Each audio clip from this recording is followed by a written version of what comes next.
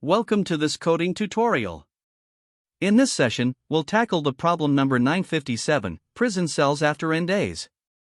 This problem challenges us to simulate the transformation of an array over several days based on specific rules. We'll break down the approach, explore optimization techniques, and learn important concepts to solve such problems efficiently. Let's dive in. In this problem, we are given an array called cells that represents the state of 8 prison cells. Each cell in the array can either be 0 or 1, where 0 means the cell is empty, and 1 means the cell is occupied. The state of the cells changes daily according to specific rules. If a cell has two adjacent neighbors that are either both occupied or both empty, the cell becomes occupied on the next day. Otherwise, the cell becomes empty. However, the first and last cells in the array don't have two neighbors, so they will always become empty after the first day. Our task is to determine the state of the cells after n days and return the resulting array. The input includes the initial state of the cells and an integer n, which represents the number of days we need to simulate, and the output is the final state of the prison cells after n days. To better understand the problem, let's look at an example. Suppose the initial state of the cells is 010110001 and n is 7. On day 0, the state is the same as the input. On day 1, the state changes to 001000000 based on the rules.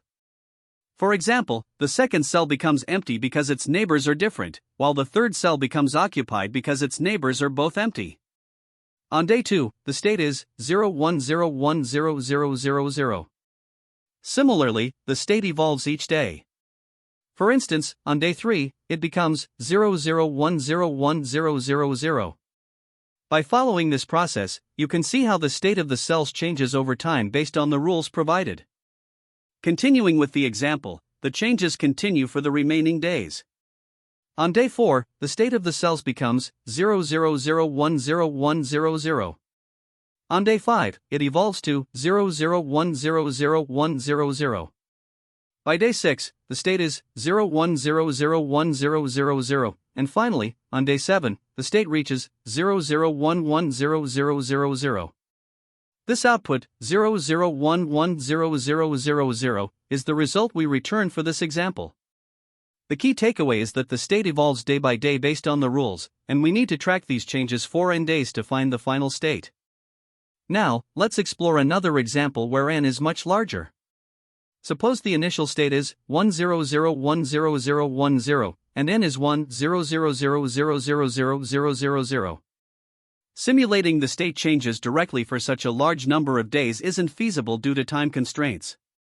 However, it turns out that the state of the cells eventually enters a repeating cycle.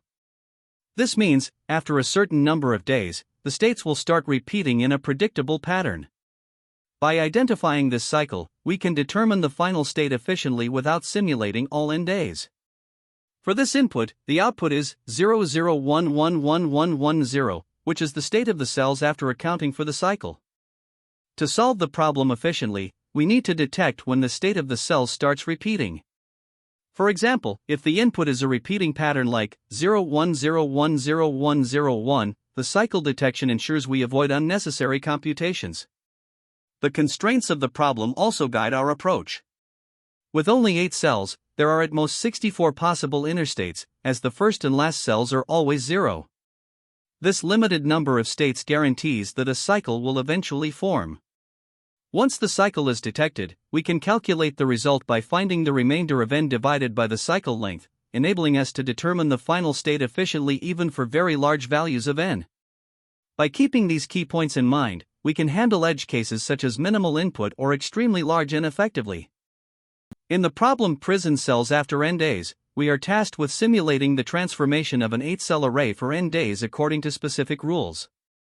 While the rules themselves are straightforward, the challenge arises due to the potentially massive size of n, which can go up to 10 to the power of 9. This means a naive approach of simulating each day sequentially would be computationally expensive. One potential approach is the brute force method, where we simulate the state of the cells day by day. The idea here is simple: for each day, compute the next state of the cells by applying the rules iteratively to all 8 cells. This requires minimal space since we only need to store the current and next state of the array. However, the time complexity is proportional to n, making it infeasible for large values of n. Because of this linear dependence on n, the brute force approach becomes impractical when n is extremely large, which is why we need to explore more optimized solutions. A more efficient approach involves detecting cycles in the cell states using hashing. The key insight here is that the problem has periodicity due to the limited number of possible states. Since the first and last cells are always fixed at 0, we are left with 2 to the power of 6 or just 64 possible unique states for the middle 6 cells. This means that after at most 64 transformations, the states must begin to repeat. Using this periodicity, we can optimize the simulation. First, we track the states we encounter and the day they occur using a set or dictionary. If we detect a state that has been seen before, we can determine the length of the cycle. Once we know the cycle length, we reduce n modulo the cycle length to only simulate the necessary remaining transformations. This drastically reduces the number of computations required. The time complexity here is dominated by detecting the cycle, which takes constant time due to the limited number of states, and simulating the reduced number of transformations. This method is efficient for large n and leverages the periodic nature of the problem effectively. Another way to optimize the solution is through mathematical modeling using bit manipulation. Here, we represent the cell states as an 8-bit integer, allowing compact representation of the array. Using bitwise operations like left shift and bitwise AND, we can compute the next state efficiently. This approach is particularly useful for reducing memory usage while maintaining the same logic as in the cycle detection method. The process involves encoding the initial state of the cells into an integer, performing bitwise transformations to calculate the next state, and tracking these states in a hash table to identify cycles.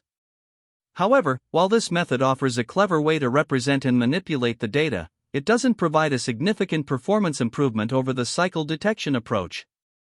The time and space complexities remain the same, as both rely on detecting cycles and reducing n modulo the cycle length. The added complexity of bit manipulation may not be justified unless compact representation is a priority. When comparing these approaches, the brute force method, while simple and intuitive, is not feasible for large values of n due to its linear time complexity. The cycle detection with hashing approach strikes the best balance between performance and implementation complexity. By recognizing the periodicity of the problem, it efficiently reduces the computational load even for very large inputs. Bit manipulation, though elegant in its compact representation, adds unnecessary complexity without offering substantial performance gains over cycle detection. The final complexity of our chosen strategy, cycle detection with hashing, ensures that we can handle the worst-case input of n equals 10 to the power of 9 efficiently. With a time complexity of 64, for cycle detection and n mod cycle underscore length, for the reduced simulation, and a space complexity of 64, for storing states, this approach takes full advantage of the problem's periodic structure, transforming what initially seems like an impossible task into a manageable one. In this problem, we need to simulate the state of an 8-cell prison array over n days based on a specific transformation rule. Each cell can either be 0 or 1, and its next state is determined by its neighbors. If both neighbors are the same, either both 0 or both 1, the cell becomes 1, otherwise, it becomes 0. Importantly, the first and last cells always become 0 as they don't have two neighbors. While the rules are straightforward, the challenge arises because n can be as large as 10 to the power of 9, making a simple day-by-day simulation impractical. To address this, we need to break the problem into clear steps. First, we'll analyze the rules and constraints. The finite size of the array means the system is deterministic and periodic, so the number of unique configurations is limited. Next, to better understand the evolution of the system, we simulate the process for small values of n. We initialize the array with the given starting state and use a helper function to compute the next state. This function iterates over the inner 6 cells, skipping the first and last, and applies the transformation rule. By storing the new states in a temporary array before updating the original array, we ensure correctness in the simulation process. To continue, we repeat this simulation for all n days or until we detect a cycle in the system. Detecting cycles is crucial for handling large values of n efficiently. Since the array has only 8 cells, there are a maximum of 2 to the power of 8, or 256, unique configurations. This guarantees that the system will eventually repeat. To identify cycles, we use a dictionary to map each state, represented as a tuple, to the day it was first encountered. During the simulation, if the current state is already in the dictionary, we calculate the cycle length as the difference between the current day and the day the state was first seen. This cycle information allows us to compute the remaining days modulo the cycle length, which significantly reduces the number of simulations required. If a cycle exists, we only simulate the remaining days after reducing n. If no cycle is detected within the given n days, we simply continue the brute force simulation. Finally, after completing the simulation or leveraging the cycle, we return the final state of the cells. The key insights here are the finite state space and the ability to detect cycles, which allow us to optimize the solution for large n. With only 256 possible configurations of the 8-cell array, periodic behavior is guaranteed, and we can avoid excessive computations by detecting cycles. Additionally, for small values of n, the algorithm naturally falls back to straightforward simulation without needing cycle detection. To implement this, we use two key data structures, an array to represent the current state of the cells and a dictionary to store seen states for efficient cycle detection. The time complexity of this approach is 2 to the power of 8 plus the cycle length, which is at most 256 due to the finite state space. For large n, the effective time complexity reduces to 256, because we only simulate the remaining days after reducing n modulo the cycle length. The space complexity is also 256, to store the seen states. The pseudocode demonstrates how we iteratively simulate the states, check for cycles, and optimize the computation based on the detected cycle. After completing the necessary simulations, we simply return the final state of the cells. By leveraging cycles, the algorithm efficiently handles the edge case of very large n, reducing unnecessary computations. For edge cases like arrays with all zeros or all ones, the system stabilizes quickly, and the algorithm adapts seamlessly. When n is small, the solution defaults to direct simulation without cycle detection. This adaptability ensures the algorithm is both efficient and robust across a wide range of inputs, making it well suited for this problem's constraints. Here, we start by defining a class and a method called prison after n days. This method takes two inputs, cells, which is the current state of the prison cells as a list of zeros and ones, and n, the number of days we want to simulate. Inside the method, we define a helper function called next_day. This function calculates the state of the cells for the next day based on the current state. To do this, we create a new list called new_state, initialized with all zeros. We then iterate over the indices from 1 to 6, excluding the first and last cells since they are always 0. For each cell, we check if the cells on either side of it are the same. If they are, the cell becomes 1, otherwise, it becomes 0. Once the loop completes, the function returns the updated state of the cells. Next, we initialize a dictionary called scene_states to keep track of previously encountered cell states, and a variable cycle_detected to help us detect cycles. We then enter a while loop that runs as long as n is greater than 0. Inside the loop, we convert the current state of cells into a tuple and check if this tuple already exists in scene_states. If it does, we calculate the length of the cycle, update n to its remainder when divided by the cycle length, and set cycle_detected to true before breaking out of the loop. If the state is new, we add it to scene_states with the current value of n, update cells using the next_day function, and decrement n. If a cycle was detected, we run another loop for the remaining n days to compute the final state. Finally, we return the state of the cells after the simulation ends. Here, we begin by defining our method prison after n days, which takes two parameters, an integer array cells representing the current state of the prison cells, and an integer n representing the number of days to simulate. Inside the method, we first create a hash map called scene_states to track previously encountered cell states and their associated day counts. This will help us identify cycles in the cell transformations. The Boolean variable cycle detected is initialized to false and will be used to determine if a cycle has been found. Next, we enter a while loop that continues as long as n is greater than 0. In each iteration, we convert the current state of cells into a string using arrays.toString and store it in current state. This string representation allows us to check if this configuration of cells has been encountered before. If the current state is already in scene states, it means we've detected a cycle. At this point, we calculate the cycle length by subtracting the stored day value from the remaining days n, then reduce n to the remainder when divided by the cycle length. This effectively skips over full cycles, optimizing the simulation. We then set cycle detected to true and break out of the loop.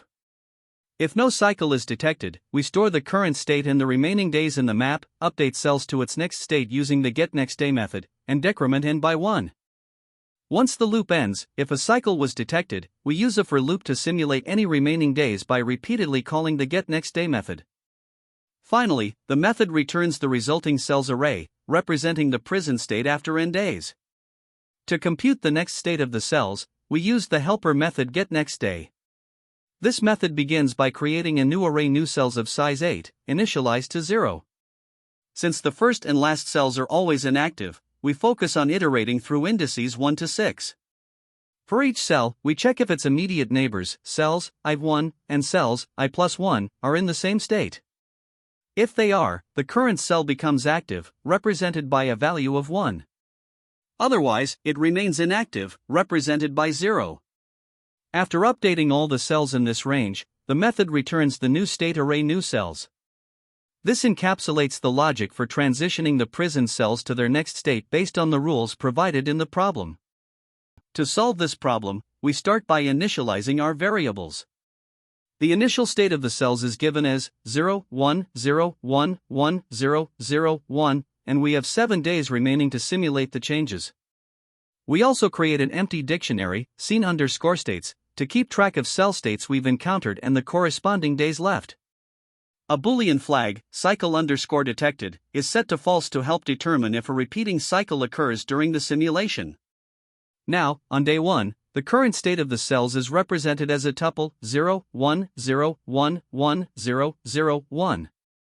Using the rule given in the problem, where a cell becomes 1 if its neighbors are the same and 0 otherwise, we calculate the next state 0, 1, 1, 0, 0, 0, 1, 0. This new state is then added to our scene_states dictionary, associating it with the remaining days, which are now 6 after decrementing n by 1. On day 2, the current state of the cells is 0, 1, 1, 0, 0, 0, 1, 0. Applying the same rule, we compute the next state as 0, 0, 0, 0, 1, 1, 0, 0. This state is added to the scene_states dictionary, with the remaining days now being 5.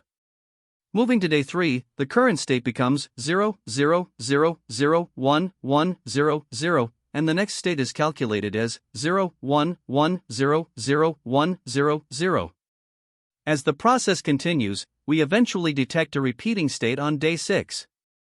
This indicates a cycle has formed, and we calculate its length as 7, 6 equals 1. With this information, we can optimize the simulation by reducing the remaining days using the modulo operation, n equals n%1 equals 0. Since no days remain, the simulation stops, and the final state of the cells is 0, 0, 1, 1, 0, 0, 0, 0. Now, let's consider another example where the input cells are 1, 0, 0, 1, 0, 0, 1, 0, and n is 100. We begin by initializing the variables. The initial cell state is 1, 0, 0, 1, 0, 0, 1, 0, and the number of days left is 100. The scene_states dictionary starts empty, and the cycle_detected flag is set to false. On day 1, we calculate the next state of the cells as 0, 1, 1, 0, 0, 1, 0, 0, update the scene_states dictionary, and reduce the remaining days to 99.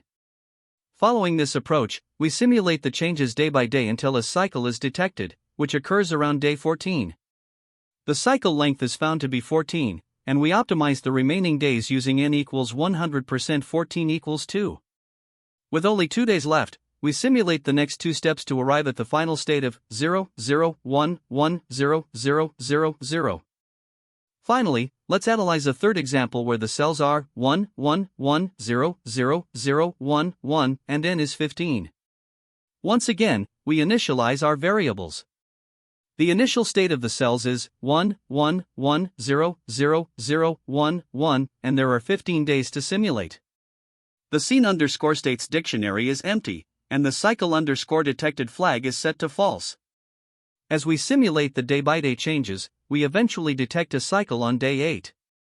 The cycle length is calculated as 8, and we optimize the remaining days using n equals 15%, 8 equals 7.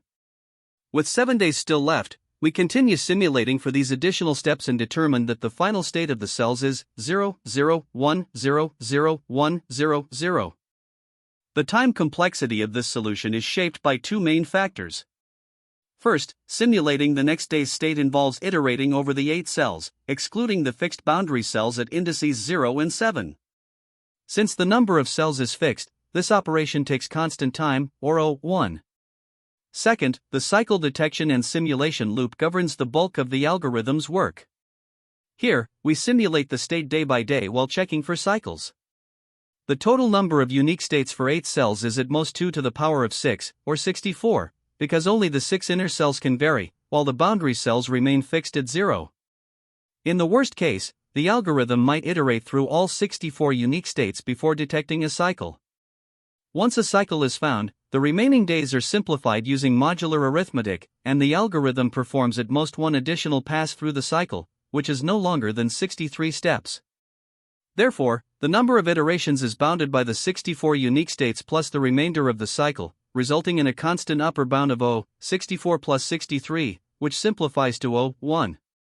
This holds true regardless of the input value of n, as these bounds are fixed constants. Now, looking at space complexity, the memory usage is determined by two components. First, the algorithm maintains the current state of the cells and an additional list for the next state during computation. Both of these lists require storage for 8 cells, which means they each take O8 or O1 space. Second, the scene_states dictionary is used to track previously encountered states.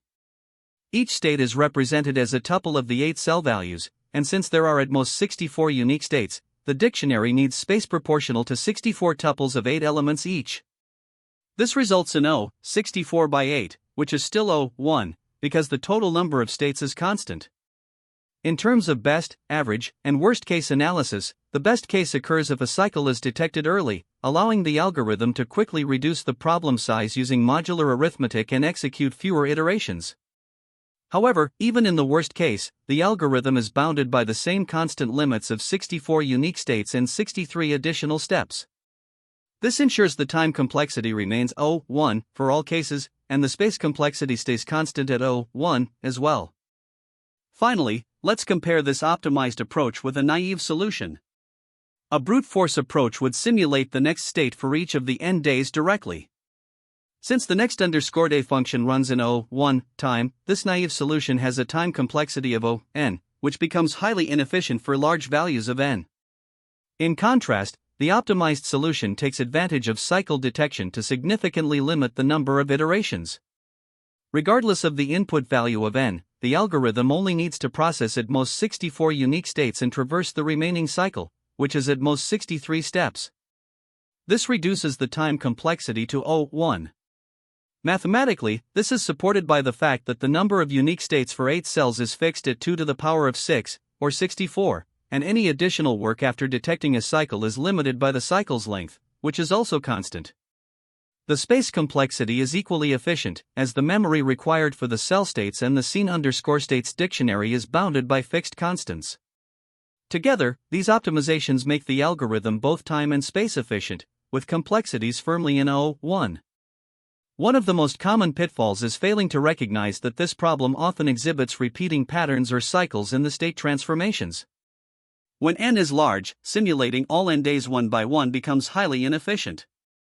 This naive approach leads to an exponential time complexity of O(n*2 to the power of k, where k is the number of cells, and is computationally infeasible for larger inputs. Another frequent mistake is incorrect boundary handling. It's important to remember that the first and last cells always become 0 on the next day since their neighbors are out of bounds. Forgetting this can result in incorrect transformations and ultimately incorrect results.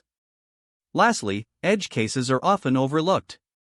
For instance, when n equals 0, the state should remain unchanged because no transformations occur. Similarly, when all cells are initially 0 or 1, or when n is excessively large, failing to account for these scenarios can lead to runtime errors or inaccurate outputs during testing. Identifying these common errors early is key to solving the problem effectively. Another mistake we often see is overcomplicating the process of detecting cycles and the transformations. Some people attempt to manually analyze every possible state, which can quickly become error-prone and unnecessarily complex. Instead, leveraging a hash map or a set to track scene states is much more efficient and simplifies debugging. Additionally, failing to optimize for large values of n is another critical issue. Simulating all n days directly, especially when n can go up to 10 to the power of 9, is computationally expensive and impractical. A better approach is to reduce n modulo the cycle length once the cycle is detected. This drastically reduces the number of transformations needed, ensuring your solution runs efficiently even for the largest constraints. By avoiding these mistakes, you can streamline your solution and handle even the toughest test cases effectively. The core insight for this problem revolves around recognizing that it's fundamentally about cycle detection and state transformations. Once a state begins to repeat, the system enters a loop, and this can be exploited to avoid redundant computations. A key optimization strategy involves using a hash set to record all scene states and to identify when a cycle begins. Once the cycle length is determined, n can be reduced modulo the cycle length. This optimization allows you to skip unnecessary transformations and handle even very large n efficiently. For coding, using bit manipulation to represent states compactly can be particularly useful, especially since the cell array is always a fixed length. This approach can make state transitions faster and more memory efficient. During an interview, it's crucial to clearly articulate how you detect cycles and why this approach is optimal for handling large inputs. Additionally, emphasize how your solution accounts for tricky edge cases, as this demonstrates robustness and attention to detail, which are key qualities in technical problem solving. This problem shares conceptual similarities with several other problems that you might encounter. For example, LeetCode 202, the happy number problem, also involves detecting cycles during state transformations. Similarly, LeetCode 142, linked list cycle 2, focuses on identifying cycles, but in the context of linked lists. Another related problem is LeetCode 457, circular array loop, which involves detecting cycles in arrays, requiring you to analyze repeating patterns in a different context. Finally, LeetCode 1376, time needed to inform all employees, deals with propagation and state transitions over time, which is conceptually similar to the way states evolve in the prison cells problem. Exploring these problems can deepen your understanding of cycle detection and state transitions, preparing you for a broader range of challenges. There are several approaches you can take to solve this problem, each with its own trade-offs. First, brute force simulation is the simplest to implement. While it works well for small values of n, it's highly inefficient for larger inputs, so its use is limited in practice. Second, cycle detection with hash sets is a much more efficient approach for large n. It allows you to identify repeating patterns and optimize the solution, but it does require additional space to store the scene states. For more advanced users, bit manipulation can be used to represent states compactly and perform transitions quickly. However, this method can be harder to implement and debug, which might make it less appealing in a time-constrained setting like an interview. Finally, matrix exponentiation offers a highly efficient mathematical approach to represent transformations as linear equations. While this technique is powerful, it's complex to derive and implement, so it's typically more suitable for advanced scenarios rather than interviews. Choosing the right approach depends on the constraints, your familiarity with the techniques, and the context in which you're solving the problem. Great job! We've successfully tackled the prison cells after n days problem. Today, we learned how to optimize simulations for large inputs and leveraged pattern recognition to reduce complexity. Remember to keep practicing and applying these techniques to similar problems. Thanks for tuning in, and don't forget to like and subscribe for more content. See you in the next session. That's the end of this tutorial. I hope you found this explanation helpful for understanding the solution to this LeetCode problem. If you enjoyed this content, please consider subscribing to the channel for more coding tutorials and solutions. Feel free to leave a like if this video helped you, and don't hesitate to comment with any questions you might have. Thanks for watching, and happy coding!